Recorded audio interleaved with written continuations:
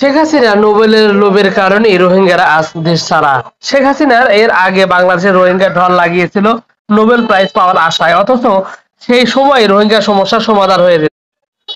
আর সারা বিশ্বের কাছে হাত পাততে হচ্ছে রোহিঙ্গা সংকট সমাধানের জন্য।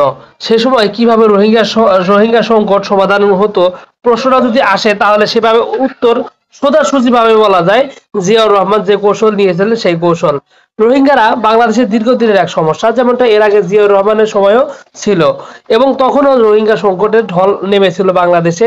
আর সেই সময় জিয়াউর রহমান সরাসরি জানিয়েছিল বাংলাদেশে যদি রোহিঙ্গার দল বাংলাদেশে দলে দলে আসে, তাহলে প্রত্যেককে সামরিক প্রশিক্ষণ সহকারে অস্ত্র দিয়ে আবারও মিয়ানমারে পাঠানো হবে। ঘোষণা দেওয়ার সাথে সাথে বাংলাদেশের রোহিঙ্গাদের উৎপাত একেবারে কমে যায়। এরপর দীর্ঘদিন বাংলাদেশের রোহিঙ্গা সংকট তেমন একটা ছিল না। ঠিক এরকম এক পন্থা অবলম্বন করলে নিশ্চিতভাবে বাংলাদেশের রোহিঙ্গা সংকট সমাধান হয়ে যেত। কিন্তু শেখ হাসিনা এই কাজটি করেনি, উল্টো নিজের ইমেজ বৃদ্ধি করার জন্য এবং পশ্চিমা বিশ্বের কাছে নিজের মানবতার প্রমাণ রাখতে গিয়ে বাংলাদেশ এবং রোহিঙ্গাদের ভাগ্য উভয়ই নষ্ট করে ফেলেছে এই সাবেক স্বৈরাচার। বর্তমানে মিয়ানমারের জান্তা সরকার পতনের দ্বার প্রান্তে রয়েছে, যে কোনো মুহূর্তে তার পতন হয়ে যেতে পারে, এবং আরাকান আর্মি সহ বিদ্রোহী সংগঠনগুলো পুরো মিয়ানমারের দখলে নেওয়ার পথে রয়েছে। অথচ বাংলাদেশের অবস্থান নেওয়া 10 লক্ষেরও অধিক রোহিঙ্গা, তাদের কোনো অংশগ্রহণ নেই।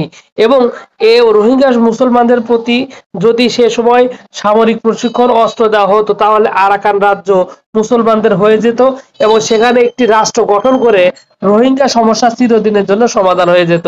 বর্তমানে বিদ্রোহী দলগুলো রোহিঙ্গাদের ফিরিয়ে নিতে পুরোপুরি ভাবে নারাজ। উল্টো এখন 5 থেকে আরো 5 লক্ষ বাংলাদেশের রোহিঙ্গা আসার জন্য অপেক্ষা করছে। এমনিতেই 12 লক্ষ রোহিঙ্গা নিয়ে বাংলাদেশে বিপদে রয়েছে, এর মধ্যে আরো 5 লক্ষ রোহিঙ্গা আসলে বাংলাদেশের পরিস্থিতি আরো খারাপ হয়ে যাবে। এখন এমন একটা অবস্থান, বাংলাদেশের রাজনৈতিক স্থিতিশীলতা এখনো তৈরি হয়নি, এবং শক্তিশালী পদক্ষেপ নেওয়ার জন্য অন্তর্বর্তীকালীন সরকার কতটা ব্যবস্থা নিবে সেটা একটা বড় ব্যাপার হয়ে দাঁড়িয়েছে।